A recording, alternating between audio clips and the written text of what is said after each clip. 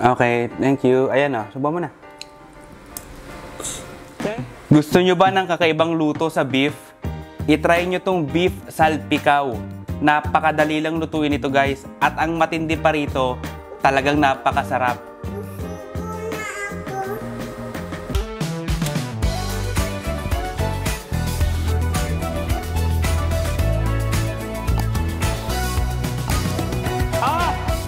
Madali lang lutuin ito guys. Mabilis lang to kaya kumapit kayo. Ang gamit ko ditong cut ng beef rib eye steak. Ayan hiniwa ko lang sa ganito.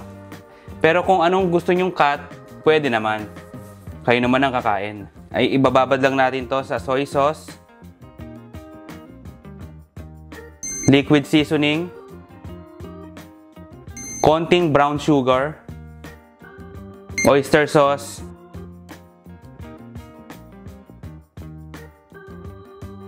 at ground black pepper. O tapos haluin nyo lang. Ibabad nyo lang to at least 30 minutes. O tapos guys, lutuin naman natin yung garlic. Nakapatay pa yung kalan dito ha.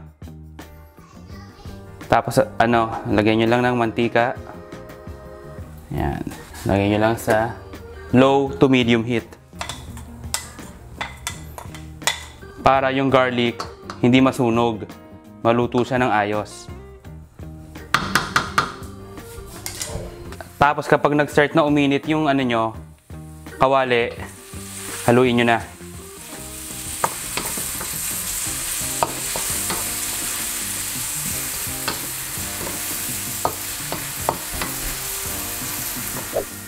Tapos guys, kapag ganito na yung itsura niya, medyo tostado na, hanguin nyo na. Pwede na yan.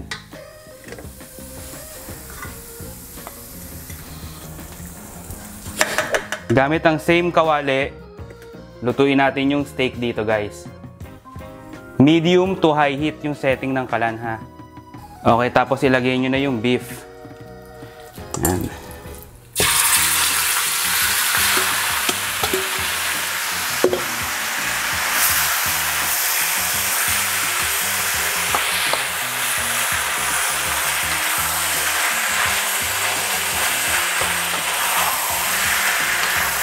Kaya ang magandang part na gamitin dito ng beef, yung sirloin o kaya rib eye, kasi hindi nyo na kailangan palambutin.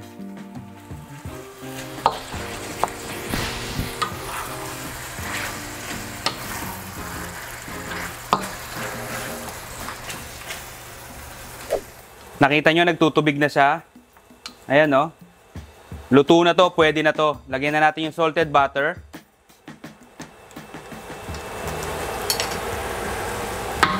Tapos lagyan natin yung garlic.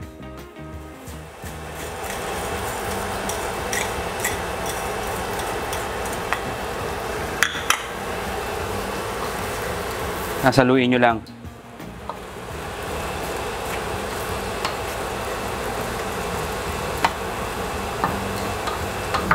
Hindi na natin lahat.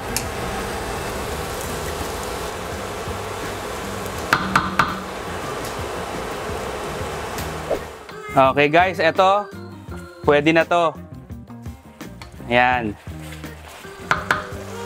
Garnishan nyo lang ng green onion. And then that's it guys.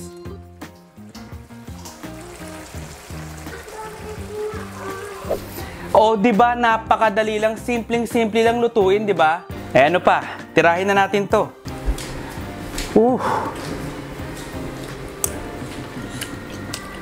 Po. Ang sarap, guys. Ang tindi.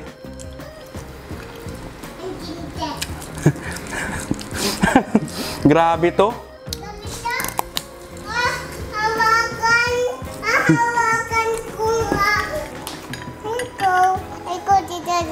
Okay, thank you. Ayan na, subukan mo na.